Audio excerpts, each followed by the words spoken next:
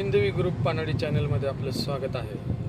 तर आज आपण रोकडा सावरगाव येथे बोरचा पॉईंट देण्यासाठी आलेलो होतो.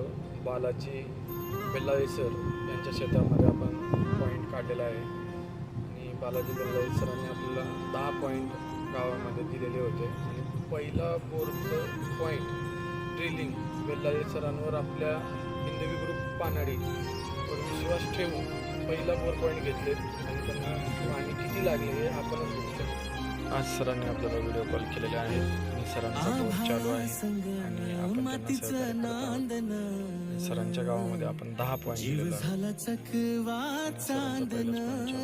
त्याच्यानंतर सरांच्या गावामध्ये सर खूप खुश आहेत.